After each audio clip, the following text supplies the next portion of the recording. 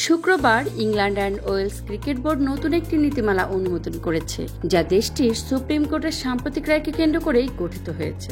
এখন থেকে শুধুমাত্র জৈবিকভাবে নারী এমন খেলোয়াড়রাই নারী ও বালিকাদের ক্রিকেটে অংশগ্রহণ করতে পারবেন। ইংল্যান্ড ও ওয়েলসের নারীদের প্রতিযোগিতামূলক ক্রিকেটে অংশ নিতে পারবে না ট্রান্সজেন্ডার নারীরা। England and Wales cricket board এক বিবৃতিতে জানিয়েছে, সম্প্রতি আইনি ব্যাখ্যার প্রেক্ষিতেই তারা মনে করছে আজকের সিদ্ধান্ত সময়োচিত এবং প্রয়োজনীয়। এই সিদ্ধান্তটি এসেছে ঠিক এমন সময়ে যখন যুক্তরাজ্যের ফুটবল অ্যাসোসিয়েশন নারী ফুটবলেও ট্রান্সজেন্ডার নারীদের অংশগ্রহণ নিষিদ্ধের উদ্যোগ নিচ্ছেন। এর আগে সুপ্রিম কোর্ট 2010 সালের সমতা আইনের 195 ধারা ব্যাখ্যা করে বলেছিল, লিঙ্গ নির্ভর খেলাধুলা থেকে কাউকে বৈধভাবে বাদ দেওয়ার ভিত্তি হতে পারে না, এবং এটাকে বৈধভাবে বাদ দেওয়ার একমাত্র ভিত্তি হতে পারে একজন ব্যক্তির জৈবিক লিঙ্গ। এর আগে 2024 সালের শুরু থেকেই প্রথম ও দ্বিতীয় স্তরের এলিট নারী ক্রিকেটে ট্রান্সজেন্ডার নারীদের অংশগ্রহণ নিষিদ্ধ ছিল। তবে তৃতীয় স্তরের ঘরোয়া প্রতিযোগিতা এবং সকল পর্যায়ের শৌখিন ক্রিকেটে তাদের খেলার অনুমতি ছিল, যা এবার সম্পূর্ণরূপে বাতিল করা হলো। তবে ট্রান্সজেন্ডার নারী ও বালিকারা মিশ্র ও উন্মুক্ত ক্রিকেটে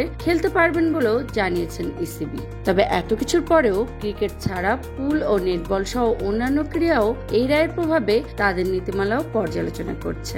desk report, voice of tiger.